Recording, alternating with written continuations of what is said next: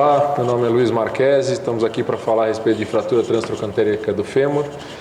Esse é o nosso assunto de hoje. Em primeiro lugar, a gente tem um pouco de cuidado quando a gente fala desse assunto, é um assunto muito batido, um assunto que a gente vê todo dia, é a cirurgia mais feita na ortopedia, mas apesar de parecer simples por ser uma coisa do cotidiano, não é tão simples, então vamos ver esses conceitos direitinho. Quando a gente fala da fratura, a gente tem que primeiro definir qual é a posição dela. Então, falando da fratura transtrocanteriana, estamos falando de uma fratura extracapsular, que pela própria clínica a gente sabe que tem um encurtamento e uma rotação externa maior do que na fratura de colo de fêmur, exatamente porque está extracapsular, que segura menos a rotação do fêmur, permitindo uma rotação externa maior. A epidemiologia, como todos sabem, é idosos, né? Eu coloquei aí de propósito uma mulher, porque principalmente mulheres, mas idosos em geral, uma queda, uma baixa energia, né? Suficiente para fazer essa fratura num osso enfraquecido. Já os homens jovens, uma alta energia que provocaria por um acidente automobilístico, uma queda de altura, esportes e assim por diante. Quando a gente fala da fratura transtrocanteriana também, a gente está falando em 90% é queda ao solo, paciente com maior de 50 anos, mulheres, como eu disse, e mais raro em homens abaixo de 40 anos, que se determinaria por uma mais alta energia. Como eu disse, uma fratura do tipo mais operado na ortopedia. Como os pacientes são idosos e fragilizados, eles têm um alto risco de vida, tanto no decorrer do tratamento dessa fratura, quanto na cirurgia em si. É preciso chamar atenção ao fato de que você tem que estabelecer o porquê que esse paciente caiu, por que esse paciente idoso caiu. Se foi só um escorregão, que pode acontecer com qualquer um, e no idoso ele não tem energia ou reflexo ou força o suficiente para se brecar com os braços ao cair ao chão, e isso determinou um trauma no trocânter maior que propiciou a energia que causou a fratura, ou se ele teve uma síncope, se ele teve um AVC, se ele teve um infarto, que o fez cair. Isto posto, a gente tem associações desse tipo de fratura. Então a gente tem fratura do rádio distal, a gente tem fratura do húmero proximal, que são ligadas às fraturas osteoporóticas. Agora a gente falando, como eu estava dizendo, da rotação externa, que é mais proeminente na transtrocanteriana do que no colo de fêmur. Existem casos, você vai ouvir falar, ou vai até ver na sua casuística durante a sua vida, de pacientes que vão vir com uma dor um pouco mais arrastada, o paciente pode até vir andando, e a fratura, por ter menos desvio, ser um pouco mais estável, ele se mantém andando durante alguns dias antes de procurar o seu atendimento. Eu tentei fazer aí uma regra mnemônica aí para vocês lembrarem, né? Eu coloquei dos fatores de instabilidade que vão te chamar a atenção.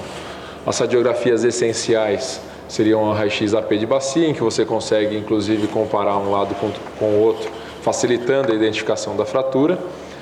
Você faria um perfil do quadril acometido.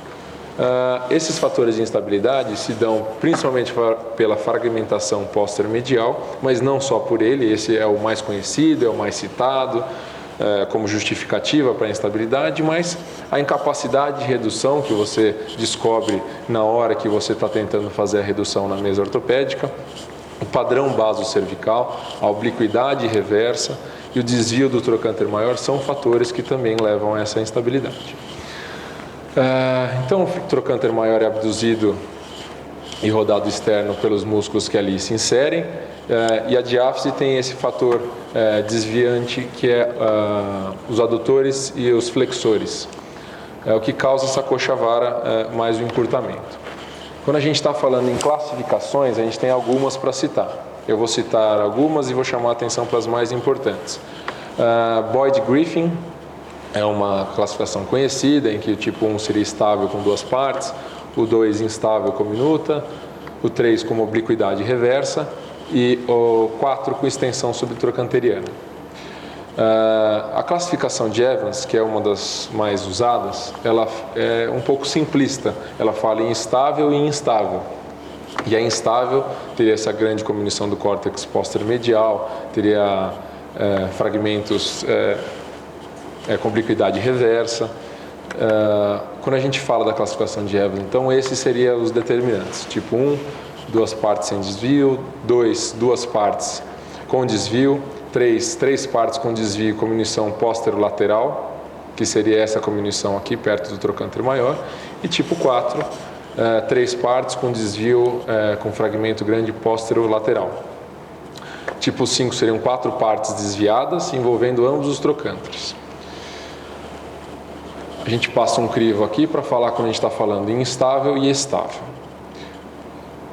A classificação de Evans, então, para vocês terem ideia da porcentagem entre cada um, está 72% consideradas estáveis e apenas 28% instáveis. Tá? As estáveis são aquelas sem desvio, ou um desvio mas que continua reduzido, e as instáveis, desvio não reduzido, ou uma cominuta, ou, como já citado, um dos fatores de instabilidade, a obliquidade reversa. Aqui é uma radiografia AP, que é possível visualizar essa fratura transtrocantérica, simplesmente só comparando no contralateral. Classificação AO, classificação mais universal, ela tenta abranger mais, de maneira mais simplista também, cada osso do corpo, em que o fêmur proximal seria fêmur 3, proximal 1, e as características dessas fraturas, A1 seria uma peritrocantérica simples, a A2 uma peritrocantérica cominuta e a A3 uma eritrotrocantérica, que passa por ambos, né? Aqui a classificação AO, em que você veria esse tipo de fratura demonstrado. Eu não acho importante saber os pontos, ponto 1, ponto 2, ponto 3, acho bastando saber o A1, A2 e A3, você sabe que você está falando de uma fratura transtrocantérica e que característica que ela tem. A classificação de Tronzo é uma classificação antiga, que alguns lugares ainda cobram. Tipo 1 seria incompleta, tipo 2 parede posterior intacta, no tipo 3 a parede posterior estaria cominuta, na 4 cominuta, mas com um desvio acentuado dos fragmentos principais, o que demonstraria uma instabilidade maior, tipo 5 obliquidade reversa. Classificação de Doria é citada quando se fala a respeito da força da cortical que está naquele osso, você tem uma ideia de o que esperar na hora de fazer a fixação do canal medular que você vai abordar. E isso te remonta ao grau de osteoporose desse paciente. Tipo A seria um canal mais estreito, B intermediário e C mais largo. Tratamento conservador existe, não é o principal, mas existe. Como qualquer fratura, ela pode ser tratada de maneira conservadora, você tem que saber os riscos que você está submetendo o seu paciente do muito tempo acamado, dos riscos de infecção respiratória e dos riscos de infecção urinária, além das escaras que ele pode vir a ter. Mas ele tendo um risco clínico muito grande para submetê-lo a uma anestesia ou ele tendo uma expectativa de vida muito breve, não vale a pena submeter esse paciente ao risco cirúrgico e você ser o causador dessa agressão. Então, o tratamento cirúrgico ele pode ser dividido em placas e hastes, né? Ele é tido como ideal realizá-lo em 24 a 48 horas, mas você não deve pular etapas para fazer isso. A gente sabe que a mortalidade é melhor se você conseguir atingir nesse primeiro período o paciente para fazer a cirurgia, mas você não deve pular etapas de preparo clínico do paciente e o corpo do paciente está preparado para ser submetido a essa agressão.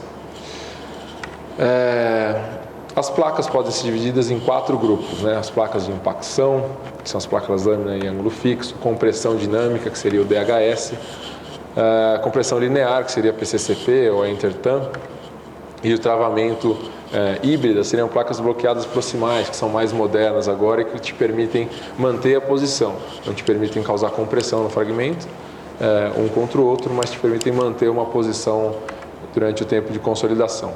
É importante chamar a atenção para esse evento que ocorreu em algumas hastes PFN nos Estados Unidos, e que ocorria o cutoff, né, o cutout do material de síntese pelo osso, e um deles e outro parafuso retornaria, fazendo como uma espécie de um Z, chamado de Z-effect. Aqui a gente vê os tipos de hastes utilizados, né? Então a gente vê alguns tipos de haste utilizados em que pode ter um parafuso maior do que o outro, bloqueadas com 2 parafusos distais, tem diversas opções. Quando a gente fala em fazer uma fixação em que a gente vai levar um material de síntese até a cabeça do fêmur, a gente fala do índice de Baumgartner, que a gente está falando do TAD, do Tip Apex Distance, a distância entre a ponta do seu material de síntese até o que seria o centro da cabeça, tá? E essa soma, tanto no AP quanto no perfil, teria que ser de menor do que 25 milímetros para ter menor taxa de soltura do material, para ter menor taxa de cut-out. Então, a gente falando das hastes femorais, podendo ser de entrada trocantérica ou não, são indicadas para fraturas instáveis, multifragmentadas, que seriam a A2.3 e a A3, na classificação AO, geralmente com bloqueio distal estático. Alguns exemplos para vocês verem. Complicações. Complicações, como todas as fraturas, principalmente uma fratura no idoso, tem uma não união que pode ser revisada para uma ATQ, importante saber essa possibilidade no caso disso acontecer.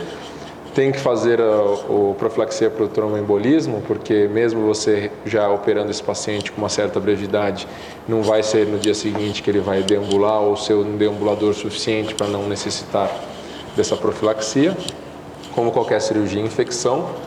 E, como já citado anteriormente, no caso de tratamento conservador da fratura, aquelas complicações do paciente idoso acamado. Mortalidade, quando a gente fala em mortalidade, a gente tem que saber que a gente está tratando desse paciente fragilizado e saber que nesse primeiro ano de vida ele tem uma possibilidade de falecer maior. No primeiro ano a mortalidade pode variar de 36% a 44%, entre complicações cardíacas e pulmonares respectivamente, e no primeiro mês já são de 22% a 17%. Esses são as bibliografias que eu acho importantes e adequadas para o estudo desse tipo de fratura. Meu nome é Luiz Marquesi, mais uma vez eu agradeço a atenção e obrigado.